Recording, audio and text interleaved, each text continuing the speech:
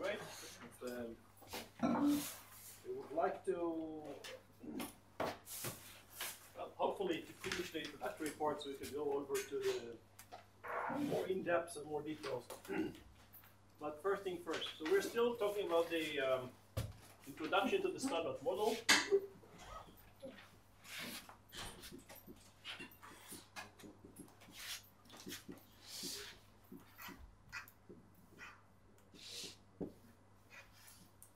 We said, recap. We said that the standard model contains basically three ingredients, right? The fundamental particles.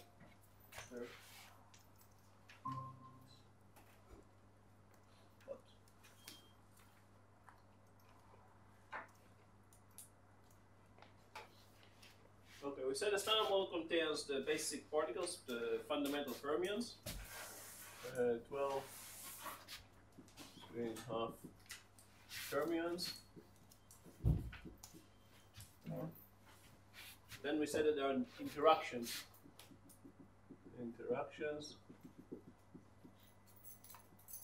mediated by what's called gauge bosons, spin 1 gauge bosons. And the third ingredient is the Higgs particle.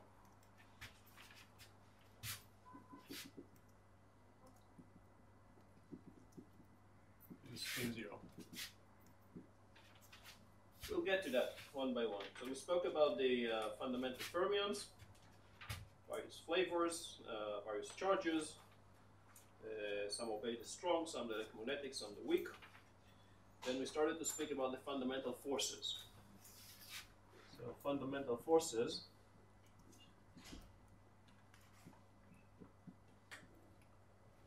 We said that if the Higgs particle has any other properties that we can measure, mass.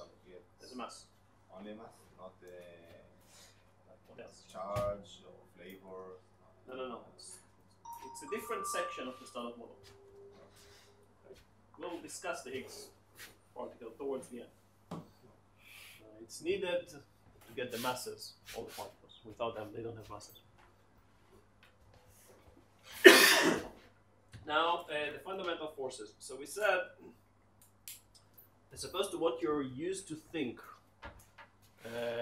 about forces as derived from potentials, interaction, in the standard model, interaction between particles are always mediated by the gauge bosons.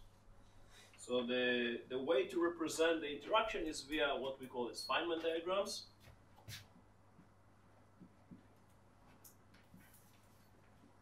I should say mediated by virtual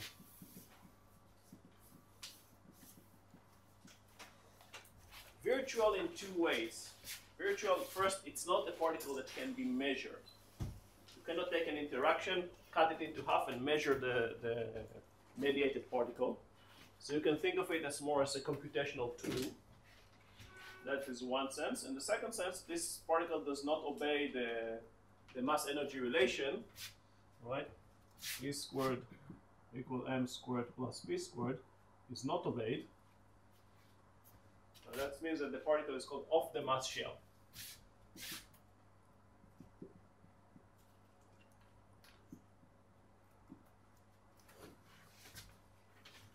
So in a way, this is more a computational tool than a real particle, but except for that, this particle does have all the properties of the real particle. Okay? And the Feynman diagrams is a nice cartoonish way of representing the interaction. So if you want to represent interactions, so in the Feynman diagram, the time goes from left to right. You have some two particles. For example, here two electrons, which are denoted by arrows. And then they exchange a virtual particle. Namely, one electron emits, for example, a photon. And the second particle interacts, absorbs this photon, go away.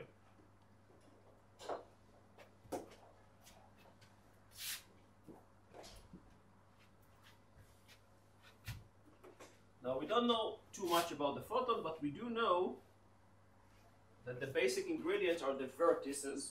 So there are two vertices here, right?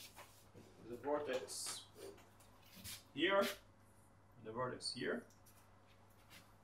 And in each vertex, momentum is conserved. Yes? Are the particles distinguishable? You mean the incoming Do we know if particles? they did it like this or Yeah, I'm going to speak about that shortly. Yes.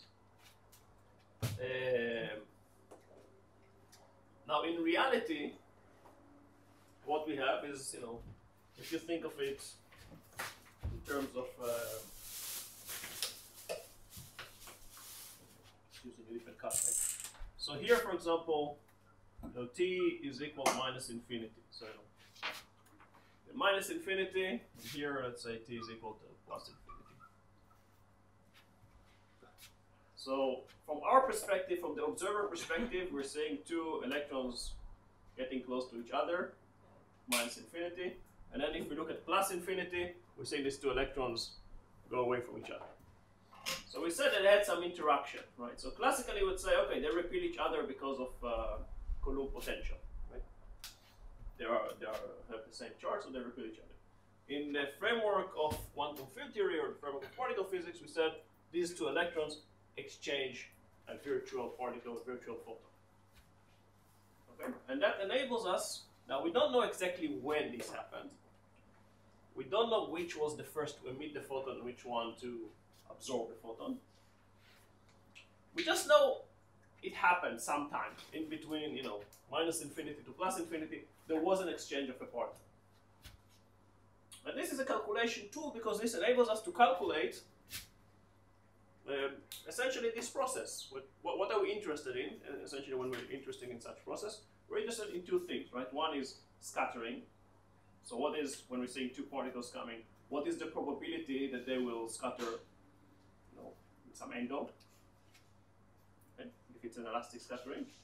Or decay. If we have a decay, we want to know what is the probability of a particle to decay within a given time to other particles. And essentially you see that everything falls into this nice small cartoon and with some basic laws of how to do these calculations, and they match reality, which is the important part. So we can calculate decay rates, we can calculate half-lifetimes of non-stable particles, and we can calculate probabilities of scattering. Everything is working within this range. Okay? So I'm just showing you this framework. I'm not getting at the moment into the details of how this is working. We'll go into some details. I just realized that we're going to have missing 1 week because of next week, is it? Yeah. Next week we're not allowed to have lectures. On Tuesday, No, yeah. Thursday. Tuesday, yes. Tuesday there will be a lecture. After that, no. Thursday, no. Thursday, no. Oh, yeah. So that's. And then there may be another week that I will not be in Israel. So that, but that I will compensate for with giving compensating lectures. We'll talk about that later. All right. So this is the Feynman diagram. Now we said that the mediator of the electromagnetic force is the photon. Mediator of the weak interaction, so electromagnetic force is the photon. The weak is the Z and W particles, and the strong, it's the gluons.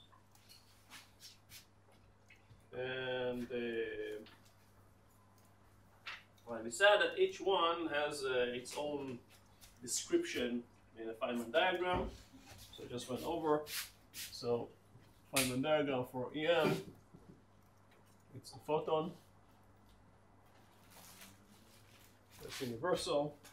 Strong interaction is the gluon.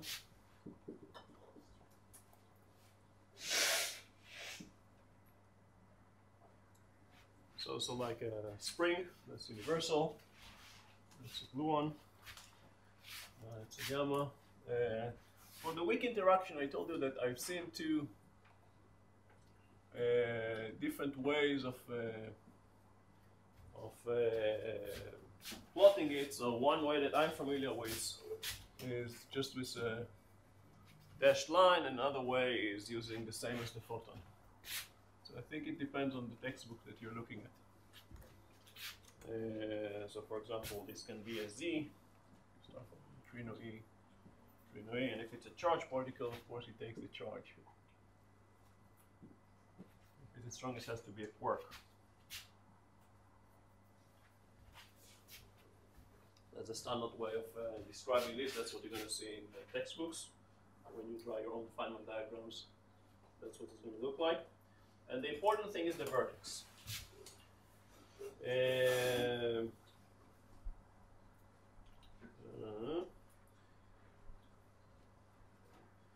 Now, as you're seeing, the basic ingredient in a Feynman diagram is the vertex, which connects three lines.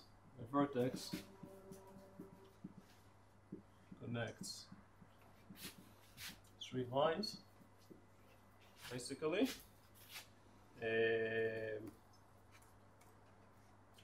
One is the incoming fermion, one is the outgoing fermion, and one is the gauge boson. Incoming fermion, outgoing fermion, and gauge boson.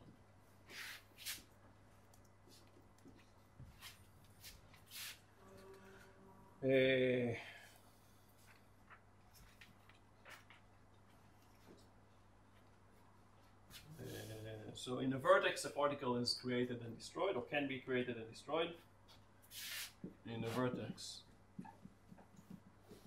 a particle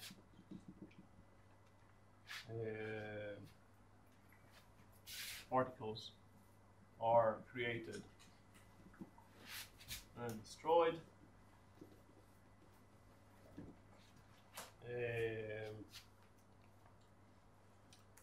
The form momentum is conserved in each vertex, the form momentum is conserved. So P1 mu equal P2 mu plus Q mu. So this is P1, P2, and Q. Now, many other things are conserved. Charge is also conserved. Leptonic numbers are conserved. Many parity conserved. Many things are conserved. Many quantities, we'll go over that because that's going to be part of your homework, but I don't think we'll finish today, so you'll get the homework on Thursday. So many quantities, many other quantities are also conserved, in each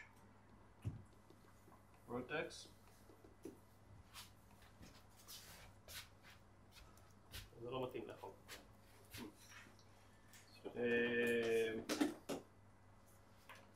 I also said that arrows represent flow of charge. Arrows represent flow of charge. So an anti-electron will be with an arrow pointing in the opposite direction. And to each interaction there is a coupling constant. To each interaction there is an associated coupling constant.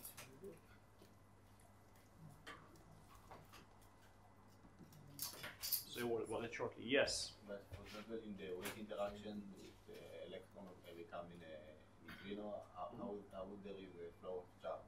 It's not the electric charge. It is electric charge. It just goes to the W. But you say an arrow present flow of charge. Yes. And the arrows go up. Yeah, the arrows would go. Sorry, because that is my mistake.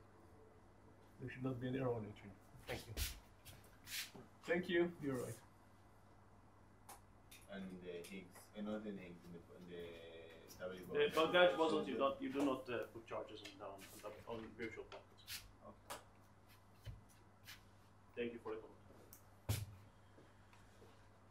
Okay, so and I gave you, basic idea of representing physical processes in Feynman diagrams, such as scattering. I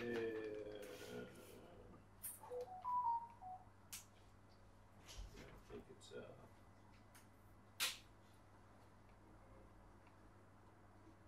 right. Okay, I think this is as much as went last time. So questions before we start. Yeah. The coupling constant is just the probability of the interaction to happen. In essence, yes. This represents the probability of coupling between the fermion and the relevant boson, and this essentially mediates the interaction. So this really tells you what will be the probability of the interaction. Okay. So another mathematical tool that is helpful for doing calculations. So that's called the Mandelstam variables.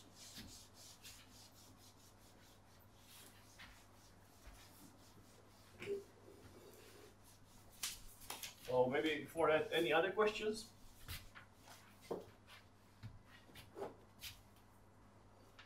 The flow of charge is a flow of negative charge? No, it's a positive charge. So if I have an interaction between electron and a positron, right, electron would go like that, and the positron would go like that. Right, and then, for example, I can have something that looks like that.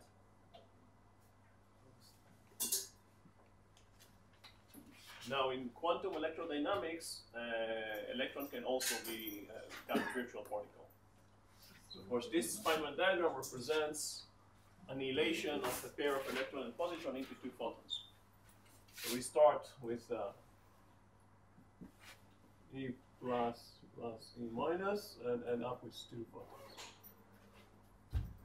That's an annihilation of a pair of electron and positron into two photons.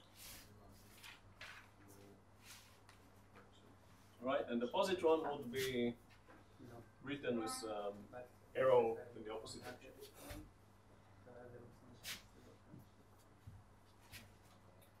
Any further questions? Yes. זה של הפוזיטרון הוא הפוך כי החצים מראים את הפלואו של המטען החיובי או השלילי? For electron, it's a negative charge. So the arrow of electron will be in the plus time direction, and for the positron it will be negative. הפלואו של המטען השלילי? סליחה? כן, זה של המטען השלילי. But for quarks it will be for positive. Why not? Because why not? For what? Because why not? למה שזה פעם אחת לבחון כזה? That's the way it is. For regular particles, it is going in the plus time direction. I guess it has some historical reasons because when people looked initially at and discovered the antiparticles, as I said, we'll discuss that. They are mathematically, you can think of it as time goes backward. Like this looks like real particles, mathematically speaking, which in which propagate but backward in time. From a mathematical point of view, it's analog. Right? So I guess I never went into the history of physics to get. I guess this is where it comes from. Other questions? Okay. So the Mandelstam variables. So basically, when we speak about interactions of particles, we can divide them into three categories. Let's call different channels. So the first would be Mandelstam variables.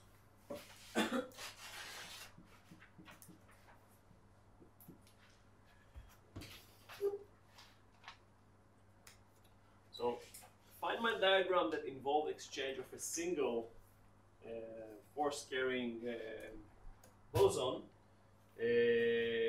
can be divided into three categories.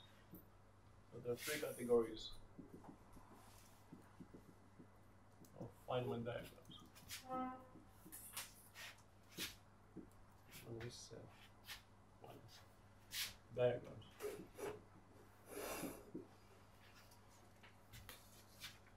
So the first is what's called a space-like or S channel. S channel that goes to space. And then there is the T channel, so let's go one by one. So the S channel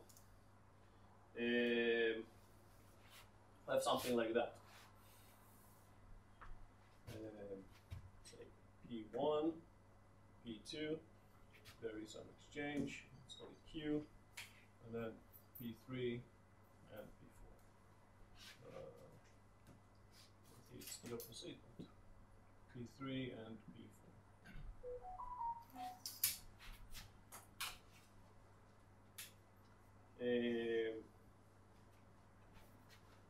So the formal momentum of the exchange boson would be Q mu equal P1 mu plus P2 mu.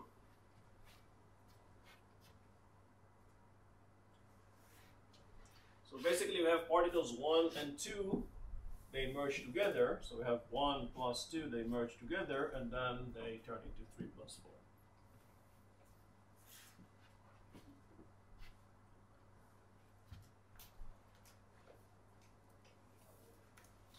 So basically what we have here, we have two particles, they merge into a virtual particle, and then this virtual particle decays into 3 plus 4, so two new particles.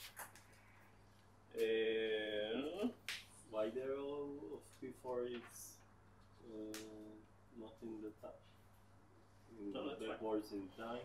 Wait, just a second.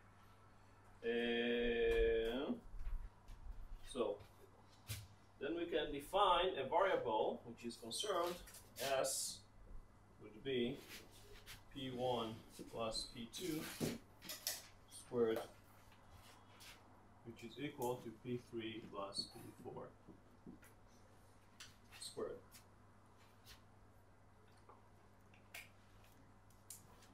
Now, of course, these are the square, right? This is a four momentum. That's a square of a four momentum. So this is a this is a Lorentz constant, right? So this is a Lorentz constant. So, for example, the center of mass frame.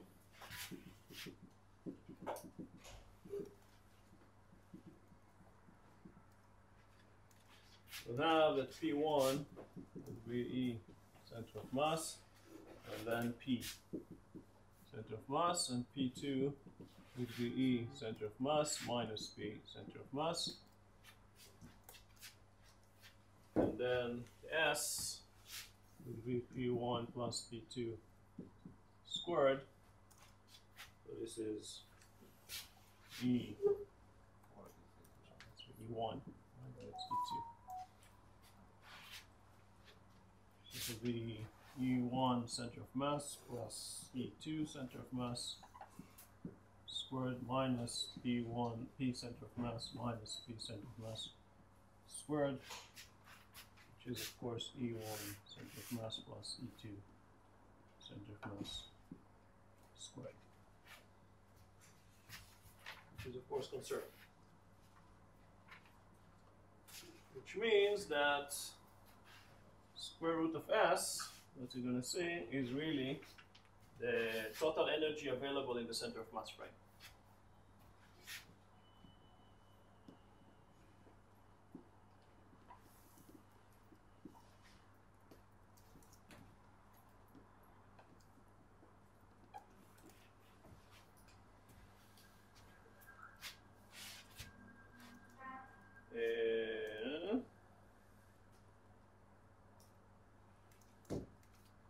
Just mention that this S channel is the way, this is in fact the only way to discover new particles via resonances. I'll get to that. This is the S channel. Is the only way to discover new particles, new unstable particles.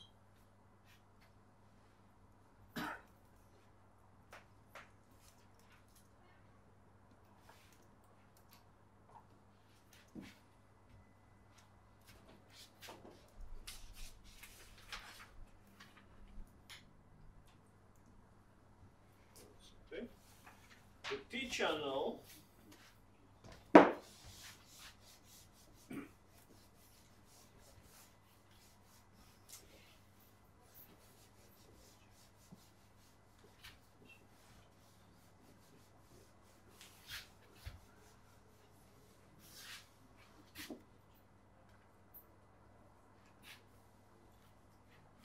eventually we're talking about the same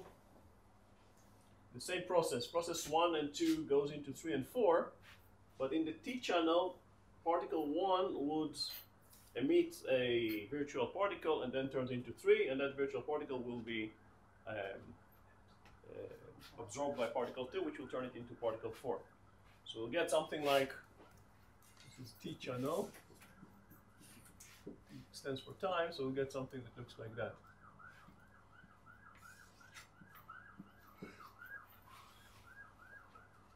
P1, P2, P3, P4.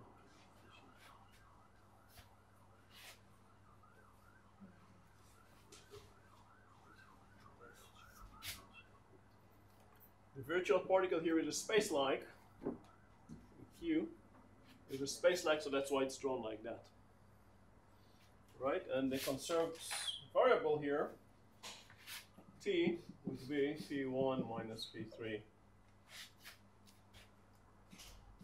squared, which is P4 minus P2 squared. Professor, isn't it time-like? So this is a... Yes, oh. because the virtual particle is a space-like, so that will be like drawn like that. Okay, so this is the S channel versus the T channel. The final one is the U channel, which is relevant only when you have two identical particles. Let's see where I have it. So basically, U channel is the same as the T channel, but particles 3 and 4 interchanged. So U channel will look essentially the same. It's the opposite. So you have P1, P2. And there's an exchange of a virtual particle, and then there will be a difference like that. P3, P4. So U channel, same as T channel, but particles 3 and 4 exchange. So the conserved variable, sorry? Or what you stands for? I'm not sure. Maybe because it's like a U shape. I don't know. S I know is space, T I know is time, U I'm not sure. U channel, the U variable is P1 minus P4 squared, which is P3 minus P2 squared. Okay, so these are known as the three Mandelstam variables. The only one that has a clear physical interpretation is the S. That's something which you're going to see. Sometimes you see that on plots and graphs that people show you, saying, okay, we reached square root of S, whatever. They show that in CERN, for example. Yeah. You were first to. Professor, what is the process that happens in the T channel? In Again. S, you talked about it, but In S, again, the whole processes are, it's the same process essentially. You start with particles 1 and 2 and you end with particles 3 and 4. Okay? So it's the same process that we described.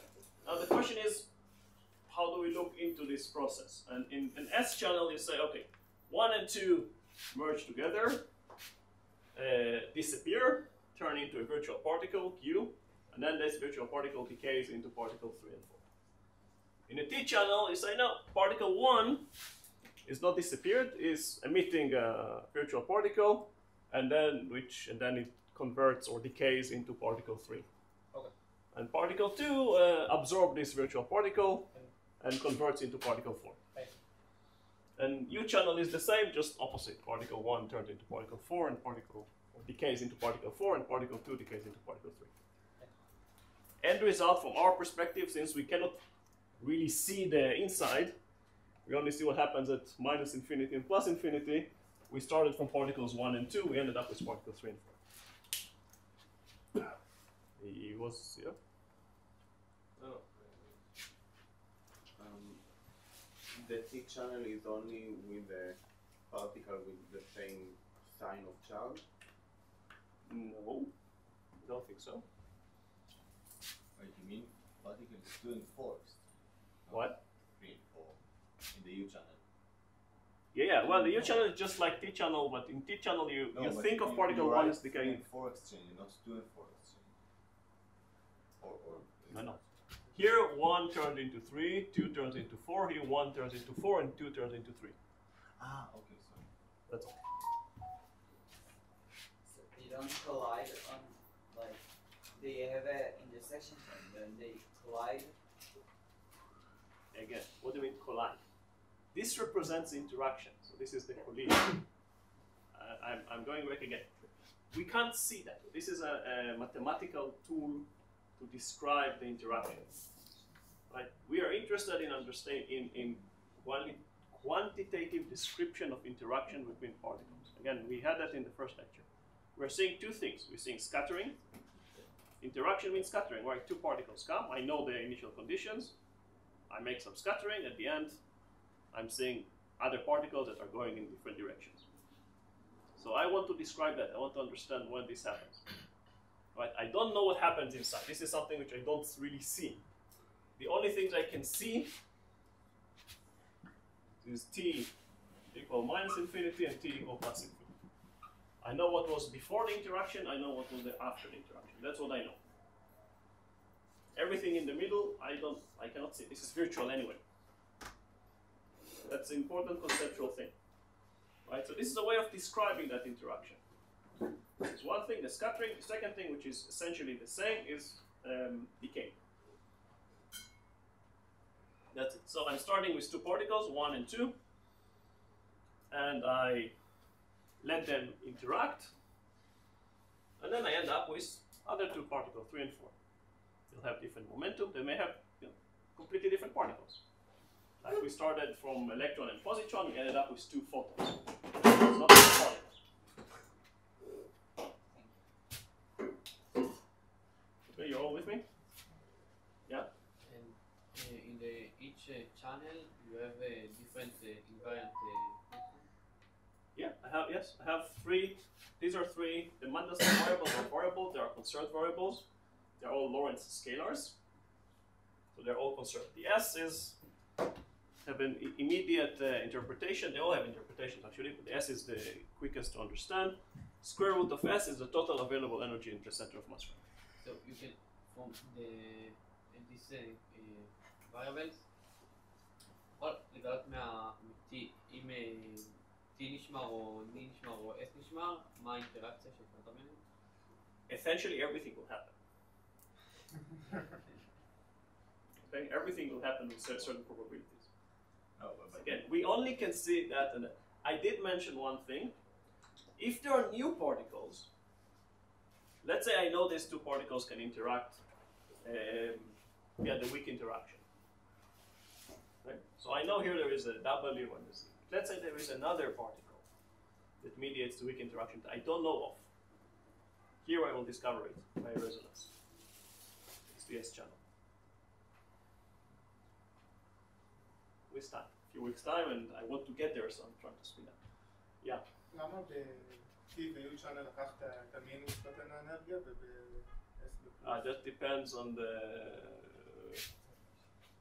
I'm not sure if I can answer the right way. That's P1 minus, minus because this is the outgoing. Here I have an incoming energy, both P1 and P2 are incoming energies. This is incoming minus the outgoing. Yeah. In T channel, the P1 and P3 are the same kind of particle? No. So They're completely different particles. Particle 1 can turn into particle 3 or decay into particle 3 and something else. For example, we showed that a minute ago, we can have an electron that emits a W and then turns into a neutrino electron. And the charge is taken by W. Okay. What is conserved is the momentum. And yeah. If you have, as you said, an electron that turns into neutrino and a W for decay, so do you have to have another electron or any other particle that absorb the W body? Yes. Or you can. Yes, the W boson, I don't think it's a virtual particle. It's a way of describing the interaction of this electron with something else. But is it can happen that an electron turns into a neutrino and W? Of course, happens all the time. I've never seen it, but okay. That's because you're not working in CERN or a place that you see that all the time. Okay. Electron, no, not by itself because it doesn't have enough energy. But muon, for example, turns into electron. Okay, let's last question and then we can proceed. ב-U channel P1 הופך ל-P4 ולחלקיק וירטואלי? כן. אז מה בפועל ההבדל בין U ל-T? כאילו, מה ההבדל שמשנה? In T, P1 turns into P3 and P2 into P4, and in U, P1 into P4 and P2 into P3. That's all. Okay. Let's move on, and then questions at the end because otherwise we won't get. Okay, another thing quickly because I already sort of mentioned that. We said about the perturbation theory.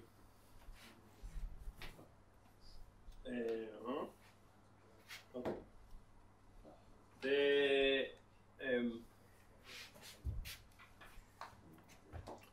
So if I want to describe interaction between particles, this cartoon, again, I stress, this is the important thing to notice. I can't see what happens here. Everything here is virtual. Right? I only know what I started with. Think of it now in terms of the physics point of view. Right? I started by, accelerating particles, putting them close in together, and then I let them interact, and I'm looking at the outcome. I'm saying what particles flow out, what their energy is, what is their momentum, what's the direction. That's what type of particles they are, whether they're charged or not. That's what I have. Now, so this is a calculation tool. I only see here and I see here. I don't see, everything here is just for me to be able to make the calculation properly. Okay. Now, I mentioned that who says that they need to exchange only a single particle? In fact, they can exchange multiple particles. Everything can work, right? So we can have a situation where two electrons scatter by exchanging a photon. This is what I described. Electron, electron, electron, electron. That's a photon, right? So two electrons were scattered by exchanging a photon. But they are not limited to that. At first, I don't know when this photon was exchanged. I know it occurred sometimes in between minus infinity and plus infinity. But I'm not limited to that, right? They can also exchange 2 photons, 3 photons, n photons, million photons, right? So 2 photons will be something like that.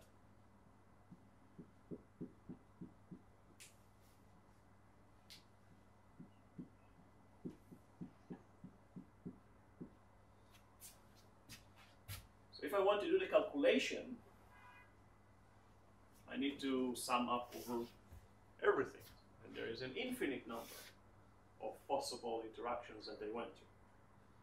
Okay? So that causes a problem to do the calculation if you want to do a real calculation. Fortunately, in quantum electrodynamics and in weak interactions, this is not a problem. Why is that? Because to each vertex, there is a coupling constant, G. Represents what is the probability of this interaction to happen. Right now, this G coupling constant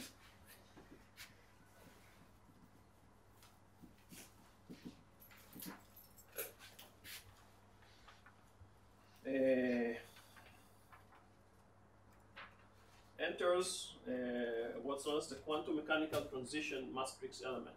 Did you see transition matrix element in quantum mechanics? One bit. Who saw? Raise your hand. Two. That's good. So everybody, you will see. Which course did you see that? Quantum 2. איך אומרים את זה בעברית? Quantum 2. לא. Transition matrix element. אתם גם ראיתם, חברים.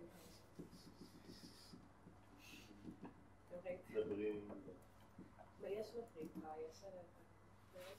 You will learn that in quantum mechanics 2, right? You learn the scattering, Fermi's golden rule, or yeah, Fermi golden, right? So you learn what is the probability. Yeah. You will learn that.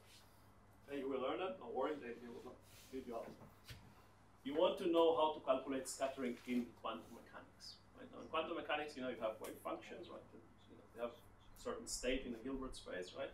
And then you want to, scattering means that you're going to a different state. To start from one wave vector, one state, right? And then you move to another state. So there is a transition probability. So essentially this is described by a matrix, a big matrix. Diagonal would be to stay where you are.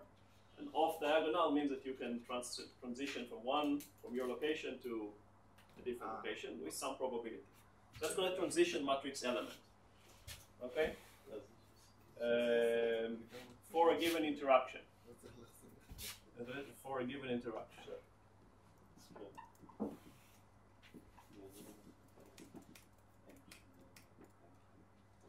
Now you don't need to worry, you will learn that properly in quantum mechanics. So I know you don't know it, except two. So the transition matrix element, M, is proportional to G squared. Right? Proportional. Proportional to G squared. This you can simply memorize. And the interaction probability, if you've seen that, and what is the interaction probability, how it is related to the matrix element?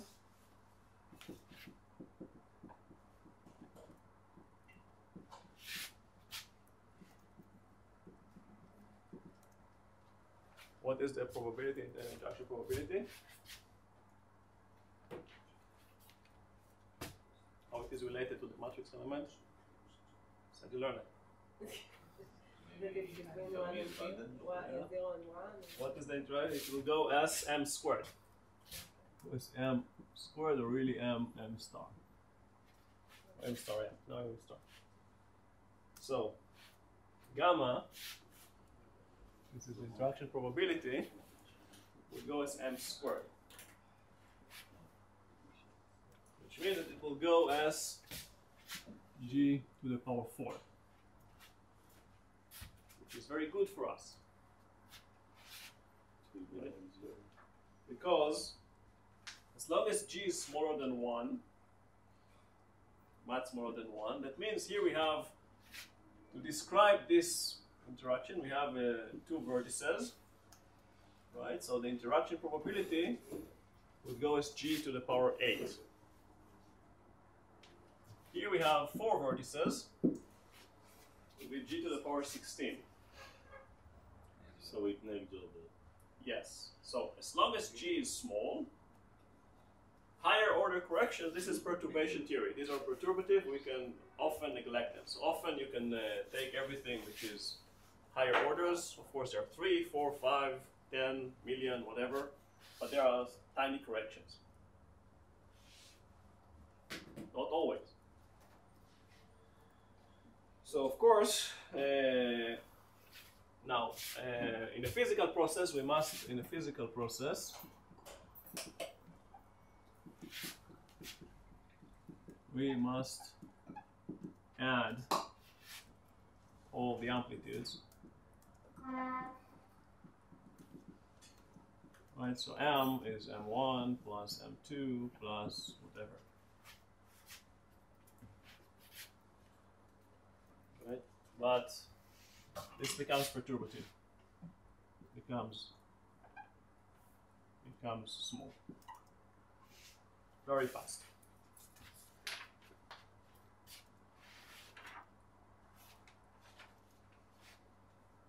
Right.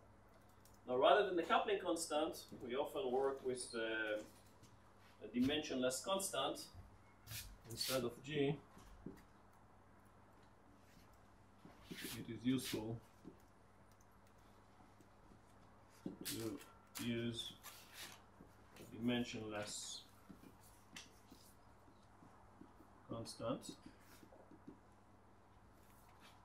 In EM, this is called the fine structure constant, and this is the fine structure constant. It's proportional to G squared. Alpha proportional to G squared. And alpha is defined as, remember, this is dimensionless, Q squared over 4 pi. Q is the electron charge. Over 4 pi epsilon 0 h bar c. Q is the electron charge, epsilon 0 is the vacuum permittivity, h bar and c you know. And this is approximately 1 over 137. This is G squared. It's also known in the literature as the coupling constant.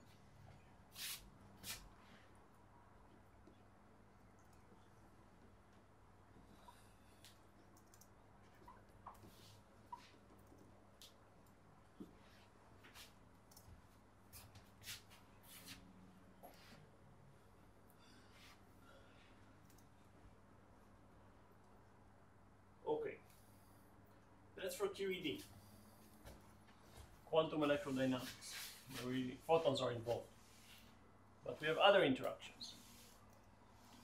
So what about the weak interaction, for example?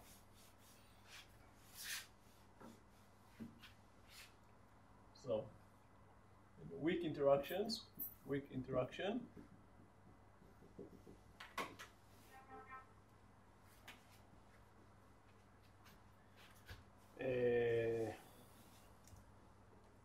right. If there is a Z boson involved, then the flavor is conserved. Z0, flavor is conserved, or conserved. Technical term is NC, it's neutral current. That's what you're going to see. It's a neutral current. Neutral current interaction is NC. Neutral current as opposed to charge current. This is when the W plus minus are involved. So the charge current interaction. So the charge is conserved in each vertex, but since the W carries charge, right, then the particles do change from charged leptons to from charged particles to uncharged particles. So W plus minus involved, this is called the charge current interactions.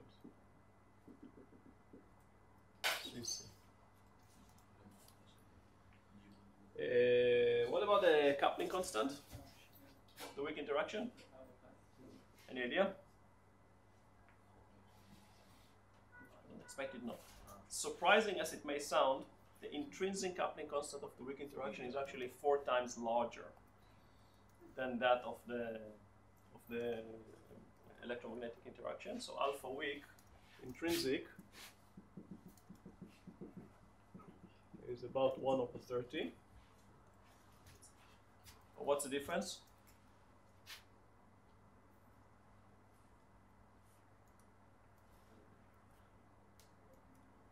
Charge. No? Have 3 particles that interact. Free and instead of only 1 photon. I know, here you have one boson, Z or W. They have a lifetime. Sorry? Dimensionless constant. Well, as I said, alpha, the dimensions constant here is about 1 over 30. Not 1 over 30. Do we have a theoretical value? Or no? Or it's only experimental? Because It's a good question. I don't know. I'm not sure that I don't know the answer. But why is it called weak then? If it has a larger coupling constant? Maybe the meteor to have a certain lifetime. Yeah, of course they have a certain lifetime. So a shorter lifetime, so it decays more. It decays faster than the. But it's still produced, right?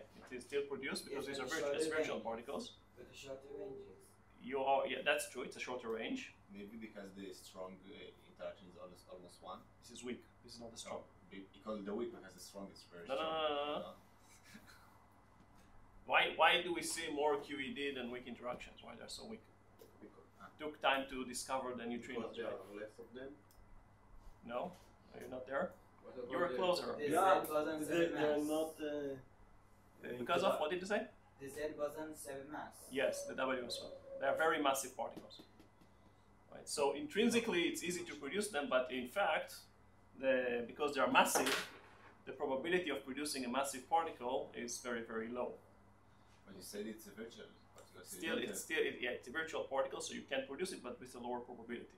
I will explain that Okay. down the line because it's massive. So effectively, it's about 10 to the minus 6 or 10 to the minus 7. So alpha W, because Z and W Right, so in strong are very interaction, massive, It's also then alpha weak effective is about 10 to the minus 6 to 10 to the minus 7.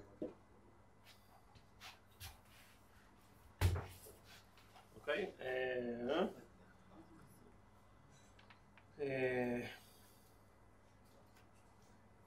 Although you can produce them when the incoming particles have a low enough energy, the probability of producing a virtual massive particle is very low. That's a heuristic explanation. The calculation will be shown. It's a Lorentzian basically, and there is some probability. Yeah. What do you mean the line that find structure constant? Fine. This is the name. The name of alpha is called the fine structure constant. So if you Google fine structure constant, that's what you're going to find. Yeah. So what is the probability in terms of alpha W intrinsic? How do you calculate the probability from this constant, which is not just like We'll get that. We'll get there. Okay. What about the strong? What is alpha for strong? almost one. Yeah, it's about 1. Strong interaction. Now I have to be careful. Alpha S is about 1. It is changing with energy. So it's called constant, but it's not really constant. That's why it's called running coupling constant. Because if you change the energy, it generally tends to go down with energy.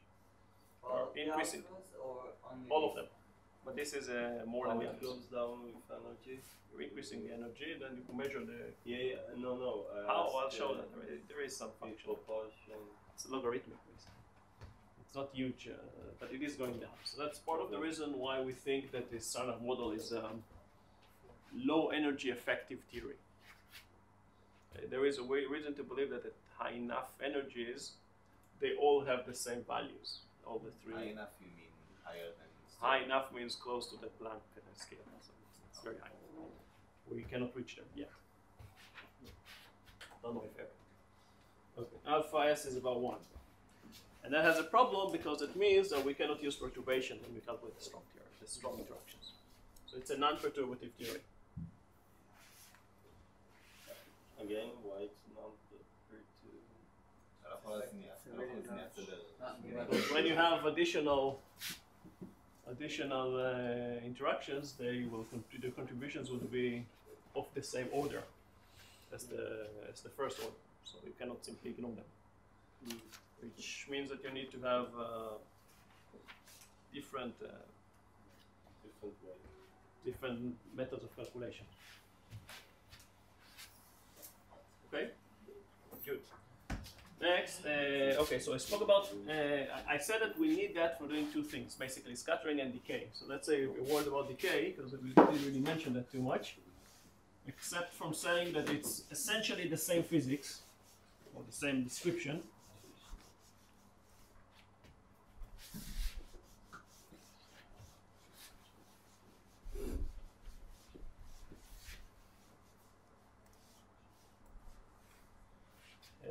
Decay via weak interactions.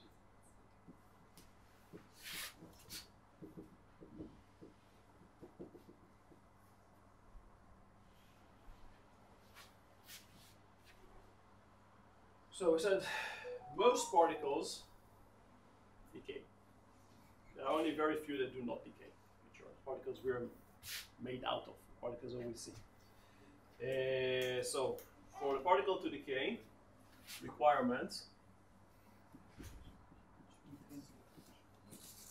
for decay is that the final state must have a lower rest mass. Final state has a lower rest mass. Right? A massive particle or a light particle cannot decay into a massive particle. But a massive particle can decay into a lighter particle. Remember, I gave you the masses of all the particles. And there must be some process which connects the initial particle and the final particles in the Feynman diagram. There is a process that connects the initial and final particles, states.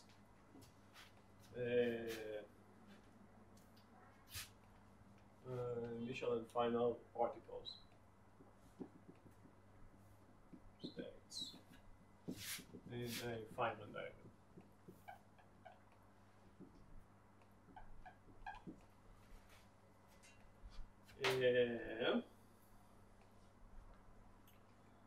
So, for example, the decay of the muon. Muon minus.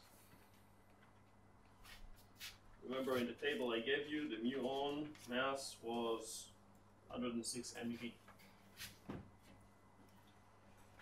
will decay into what? Yeah, not just electron. It cannot just decay into electron. The final will be electron plus neutrino muon plus neutrino electron, anti-neutrino electron, because there is conservation, so which we haven't fully spoken about them, but there is a conservation of families. We just talk about charge really. So how will it look like? So you start with some muon.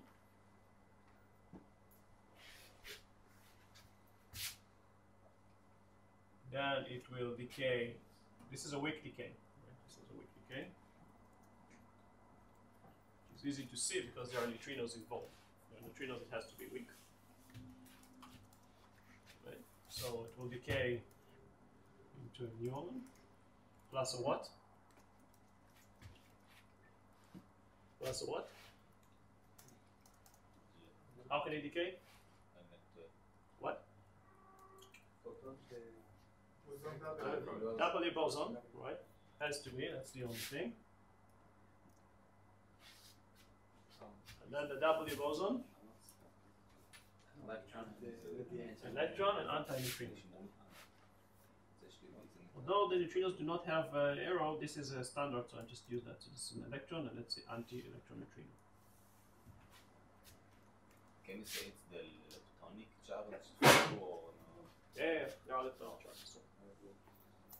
Okay, so this is essentially what we have, right? This is the process, and this is the way we describe it. Is there any other way the muon could change into an electron and a Z boson? No, because charge will not be conserved. Z is made. Yeah. No, why can't you? Z, wait. Look, what we're doing here. We follow strictly the same rules as we had with the Feynman diagram. So each vertex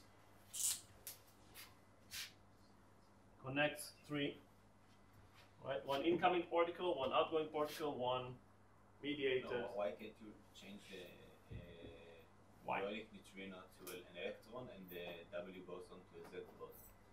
Let's say I put a Z boson. And then you press the Then what will be here? an electron. No. Electron here? Ah, no, because the muonic charge, the leptonic number will have to put it. Okay, we'll get to that. So I haven't had time to talk about it yet. Can the electron decay? Why not? There is no It's the lightest. It doesn't have anything lighter than to decay into. This electron is the lightest. What about the tau lepton? can decay to get more. Like the tau lepton can decay, can do the same thing, but can also decay into muon and muon. Neutrino. Just a second. Just draw that. Tau will go into neutrino tau. W minus and then electron and neutrino electron or muon and neutrino muon. Yes. Can you also emit a photon in the process? In this process, no. It's only In this process, no. but so they also have they're not like they have a momentum. Yeah, of course they have. We said for momentum. What I said is holds. I did not. So why can't For they momentum have, is conserved in each vertex. Yeah. How the leptonic number is For each generation separately.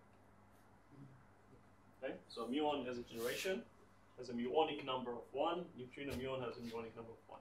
Electron has electron number of 1. Anti-electron will have electron number of minus 1. anti-neutrino electronic spin? Anti-electron trim, yes. Again, let's do it in order. We'll get there shortly, I hope today, but not 100% sure. Okay, what about quarks? Regenerate. What? What the decay of a quark? Which quark can decay?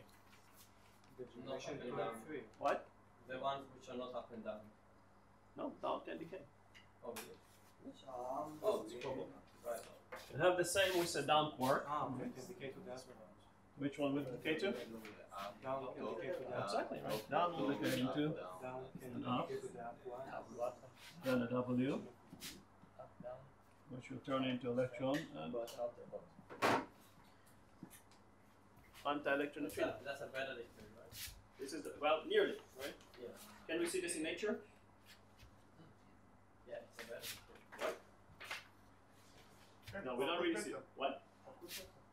This is nearly better, right? But we don't see it right away, right? Why not? Because the stronger and All you the have photons to in inside one, a no? nucleus. Exactly, because we never see quarks Separately. alone. Right? Quarks always come in bound states.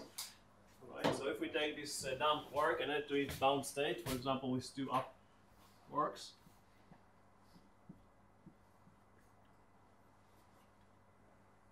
sorry, 1 up and 1 down. 1 down and 1 up. What do we have? Neutron goes into a proton plus electron plus neutrino, anti-electron neutrino. And this is beta decay. This is the very common radioactive decay. Right? This is called the beta decay. Yes. Do we have a way to know what is the time interval of this process? You mean the half-life time? Yes. We'll calculate that. I don't know. I don't know when. Right? It's supposed to be next week or the week after that or sometime soon. Right? So that is the beta decay. Anything else?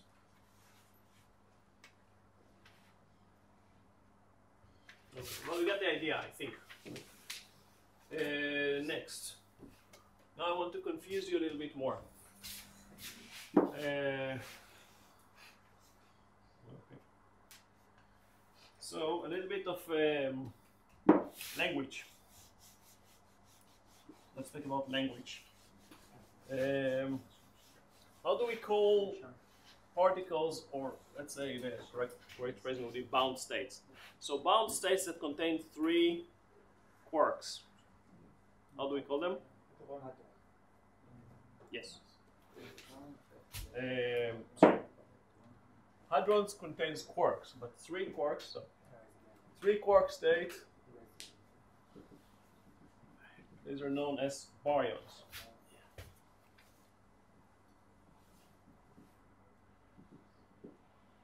Which is coming from Greek to heavy, as opposed to leptons, which are light.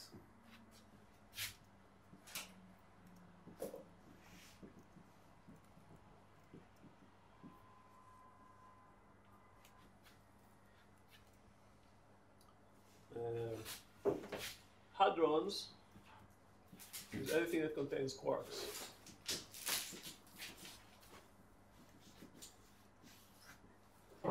So hadrons go into 2. We have baryons,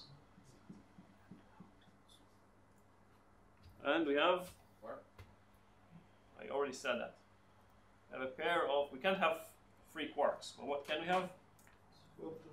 Quark and anti. Quark, a pair of quark and anti-quark. And this will be called mesons, which are middle, right? So, quark and then mesons, quark, anti-quark.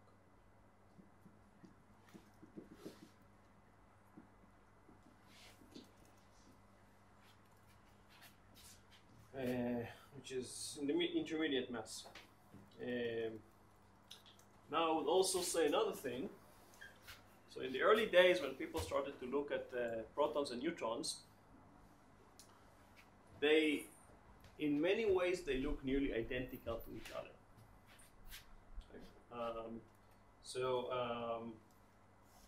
People thought of them as being 2 representative of one particle, which they call nucleon. So proton, neutron, together, this is called nucleon. And in many ways, people thought of them as being analog, which is a correct way to think of, to electrons with spin, plus spin and minus spin, or spin plus half and minus 1/2. And so the way to discriminate is called isospin. So they look at them as a nucleon with a plus half isospin or minus half isospin. So they differ by what's called isospin. And it turns out that this analogy, although today we think of them as being made of 3 quarks, and each one, contains 2 of the quarks are the same, and the 3rd quark is different. But it turns out that this analogy works out very nicely and very well for many purposes. So you'll find up this treatment of proton and neutron as being 2 representation of the same particle, but with different isospin. Okay. So if you go on with this analogy, when you look in quantum mechanics, you learn angular momentum in quantum mechanics. Yes. So you know that there is this angular momentum, there is a total angular momentum, and there is the 3-component angular momentum, and these are 2 measurable quantities that are commuting, so you can measure both of them together, right? You know what I'm talking about, right? So the same way here, we can look at the proton as having an isospin. So a proton, or each nucleon, you can think of it as having an isospin 1/2. I is 1/2. This is the isospin. And I3 would be plus 1/2, and the same for neutron. You can have I equal 1/2 and I3 equal minus 1/2. And we can translate that into the quarks today, so we can say this would correspond to the up quark. Or do you mean I3? I3 is in the Z direction. It doesn't matter because you simply select one direction randomly, which you can measure simultaneously with the total isospin. You mean And this will be by I, translated you into mean down. the spin operator? Yeah. Okay. Isospin operator. Okay. It's this. It's analog to the spin. Okay. Okay, so this is the isospin, and we translate that into the quarks. Yes. In this case, the isospin determines the charge of the nucleus. No, the charges looked at separate. But like Variable. proton has Yeah, I know. They differ by the charge. But in many ways they behave the same. Yeah. Does it have any other effect like the magnetic effect that the spin have? Yeah. It will have something which is analog to splitting, to Zeeman splitting and things like that. Yeah, it does. Actually, it's stronger. Yeah. Baryons is a specific quark state or Baryons is baryon is a general name that contains no. Baryons is 3 quarks. and hadrons? Hadrons is the general name. Everything that contains quarks. So you can have particles with 3 quarks, up, up, down, or strange up, down, or various particles. And mesons will contain quark and anti-quark, a pair of quark and anti-quark. So this isospin that goes from the proton, the neutron, to the up and down quarks. Again, now that we know that there are 6 quarks, this goes back to the times that people were not sure how many quarks there are. In fact, it was before even people thought of quarks. Okay, but there were enough particles that were already discovered that people had to make some order in them. And then, if we look at the bound states of mesons,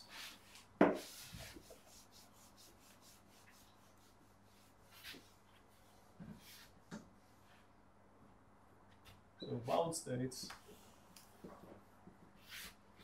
of mesons.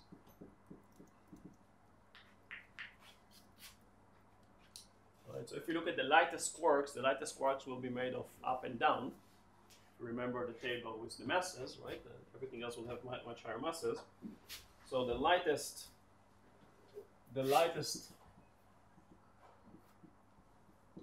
mesons correspond to the bound states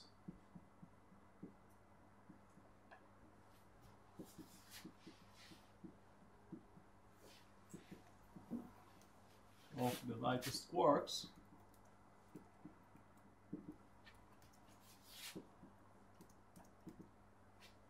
These are called the pions. So pion plus, we'll think of it as a state which has I equal +1 and I3 equal +1.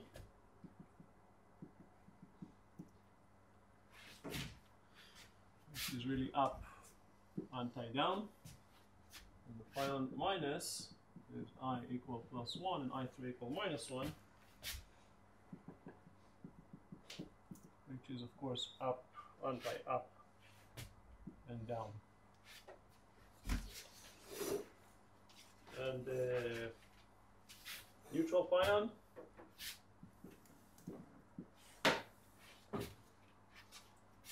it will be composed of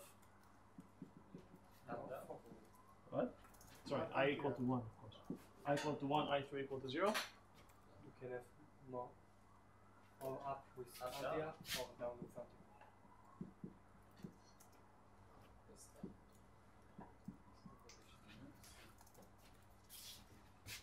In fact, again, this comes from some property of symmetry group, which we will discuss down the line.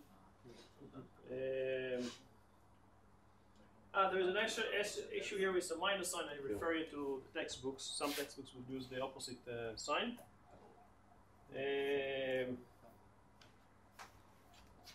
Now this is based on a symmetry group which is called SU2. I did not say what it is. There is another symmetry group which is called SU3, which will contain also the SS minus, special unitary. See, some people are happy. Has you seen that before? Yes. Yes. Group theory. What? Yeah, it's group theory. I told you that. Okay, I'm not going to explain it now. I hope that we'll have time because this is a short semester. I very much hope, even if needed, I'm willing to add lectures. I don't know if they will be allowed to explain to you about these symmetry groups. I told you that a lot of particle physics, a lot of these particles are predicted and explained as being representations in symmetry groups. There are certain symmetry groups, and in fact, most of particle physics is based on that. And the logic behind it is that symmetry is what's called Netter's theorem, which we're not going to prove it here, which states that for every symmetry there is an associated conserved physical quantity. And this is the basic idea behind which the particle physics was being constructed. The standard model was constructed. People say, okay, we believe that there are some symmetries in nature. We don't show why they are like that, but we believe that they are there. And we believe that the particles represent some sort of presentation in of these symmetries. And it turns out working great. People managed to predict the existence of particles. Okay? We'll get to that in depth. My eyes are starting to shine. Yeah. So yeah. Yeah. Can you explain? What? Can you explain again what we see? Yeah, we're seeing. Okay, if you've seen quantum mechanics angular momentum addition, then it will be immediate for you because I just copied what is seen in quantum mechanics. I have two particles. There is a spin. Up here I have an isospin, right, which is essentially analog or equivalent to an angular momentum. There is a total isospin, which is denoted as I, and there is in one direction. So the z direction, this is standard notation, can be any direction, which is I3. Why? Because in quantum mechanics we can measure both of them simultaneously exactly, right? They commute. That's in quantum mechanics.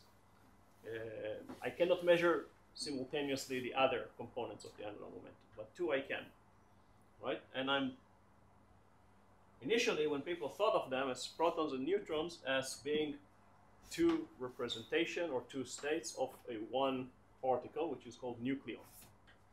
One of them has a plus spin half, one minus. So the same way as we think today of electrons, we spin up and spin down as the same particle, simply with one we spin up, one we spin down. And of course the spin can change. So the same, what we have here, right? So conceptually it's the same. And now if you think of it like that, today we know that protons and neutron made of quarks. So we'll just transfer these properties to the quarks, and we say the quark has an isospin half, and isospin in a given direction half. And then when we have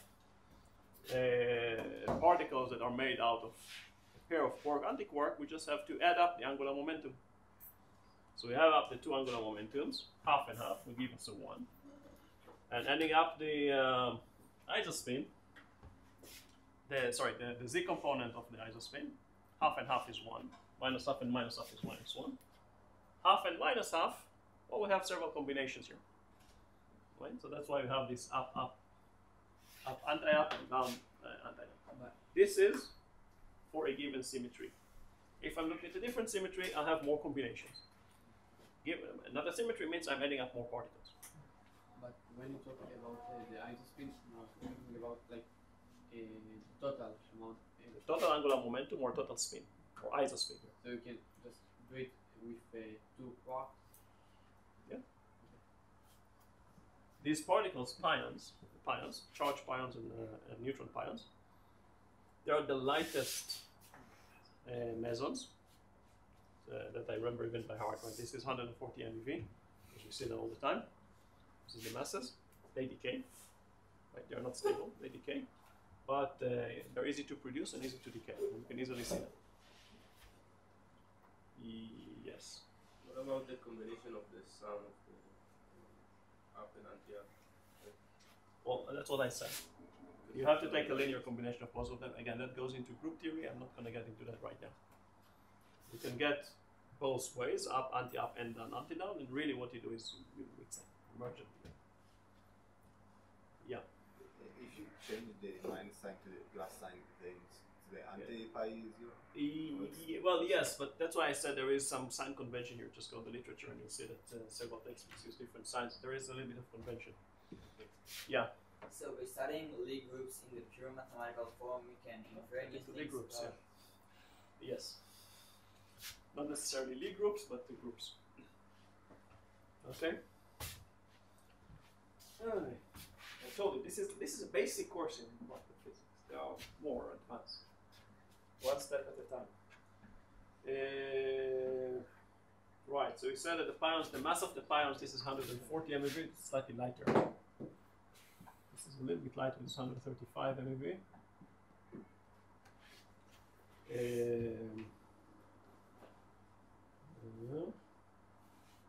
Now, because these are heavier than the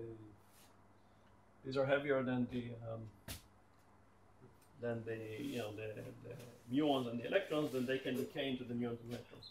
So they can decay into muons and electrons.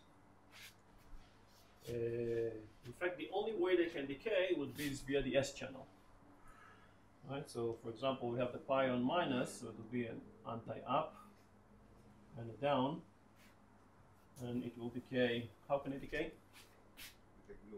What? W. The only thing is W. Right? W minus will get us into a lepton and an anti-neutrino.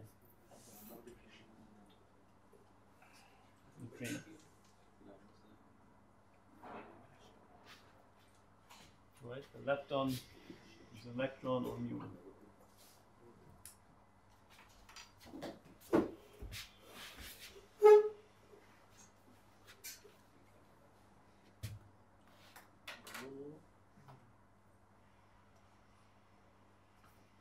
Now, because it's lighter than the tau,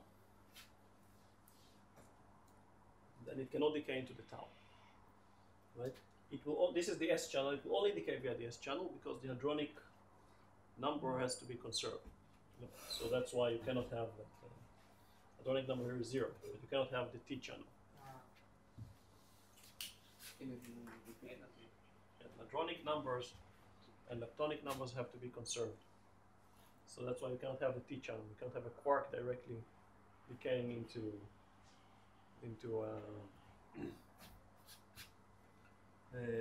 lepton. Only via the virtual particle.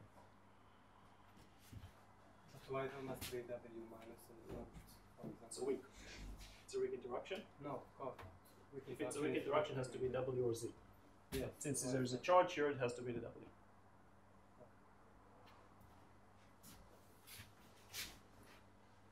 Okay. Now, if this is not enough, so we have the mesons, right, which are bound states of quark and antiquark. But these are all still considered to be particles in the ground state. Right? But we can also think of particles in excited states. So we have excited hadrons.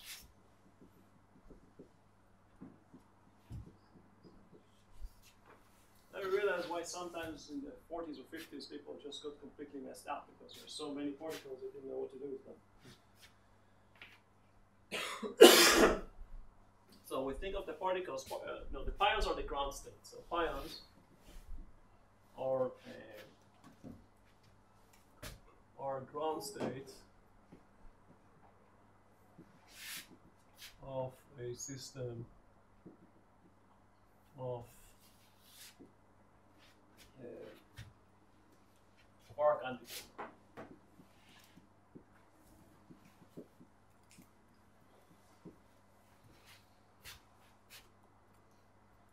Right?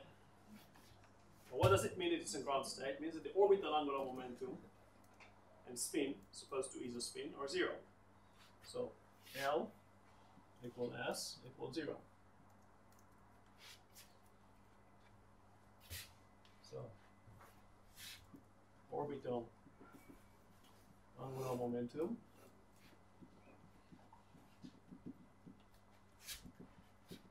spin is 0.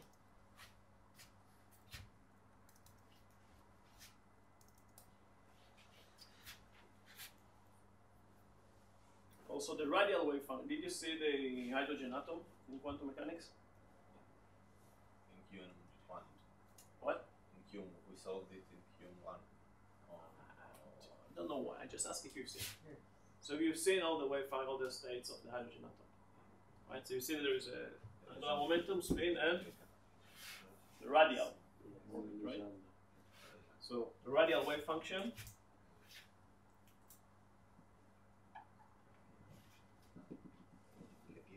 and is equal to 1, right? It's ground state, it's the minimum. But in a very similar way, we have the same particles, but now we can change the angular momentum or the spin or the radial wave function. So it's not in the ground state. And for example, if we are taking a bound state, not in the ground state, but doesn't have to be.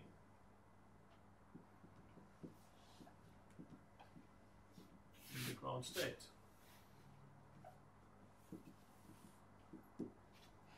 For example, right?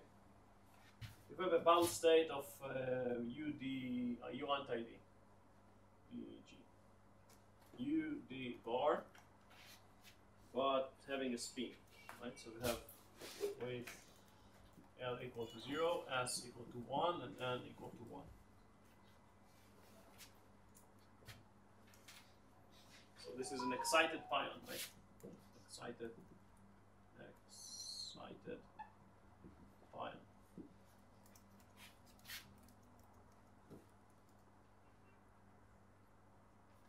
Right? But in fact, this was detected and identified first as a different particle. This is known as the rho plus. Known as rho plus. It's a mass of 770 MeV.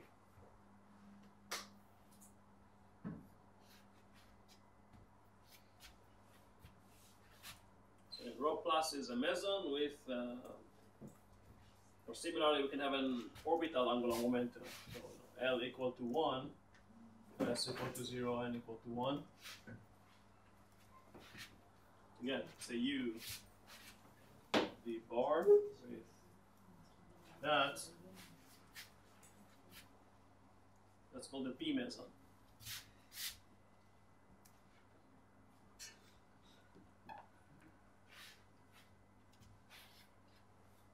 And MV plus is 1,235. 1,235 MeV. There is a sort of a website, that's not really a website, it's a huge table. It's called PDG, called Particle Data Group. And you find there, I know some people might have seen it already. It's called a PDG. You just Google it. Then you find this table with all the particles and everything we know about these particles. You can also have a radial excitement, right? So if we have a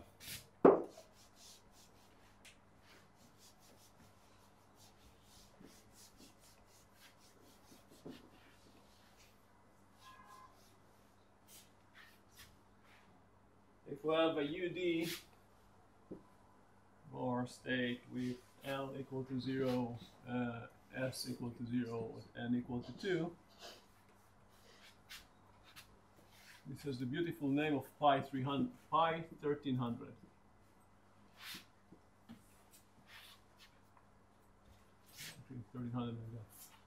Whose mass is 1300 and very surprising. Equal 1300. And of course we can go on forever, right? There's more than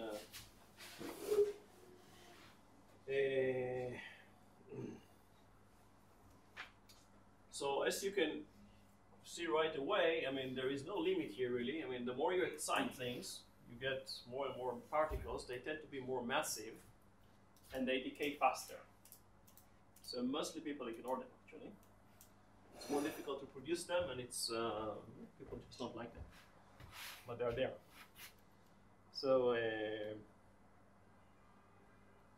right, but you know, the fact that you can see them, that was useful when you're establishing this model, say that the model is working.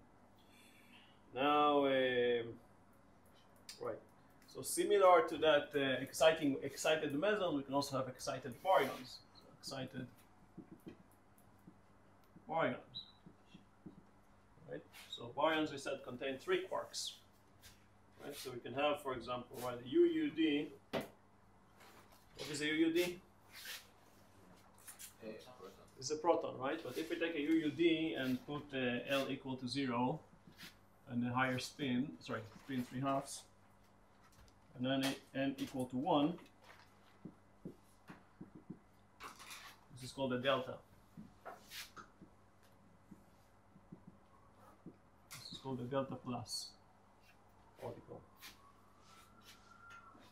right? The proton itself will have spin of half, right? So here is spin of 3/2. That's a delta plus particle. It's isospin or spin? Isospin is not changed because it's part of the for you. Now, of course, in addition to all that, right, so we can also have, you know, baryons that are made of other quarks than U and D, right? So, for example, if we have baryons which are made of S, the strange, so baryons, right, strange quark. For example, a U and S bar, this is known as the K plus, strange count. K. This is a strange meson. Strange meson.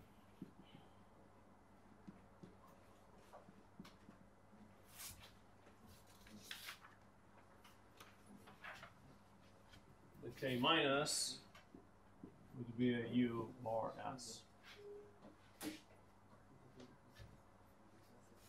If you put a higher spin, so S equal to 1, this would call K star.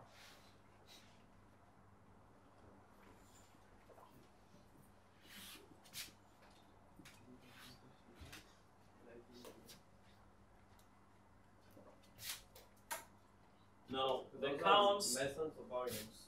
Sorry? You wrote baryons with strange quarks. Sorry, mesons.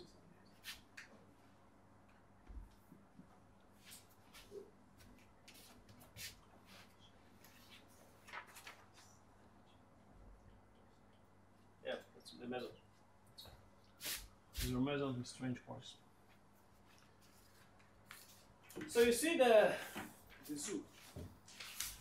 And these were discovered now just to get your feeling.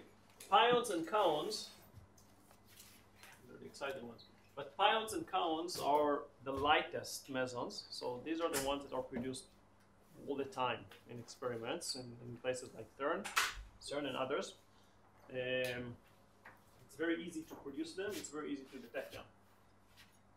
And they're there all the time.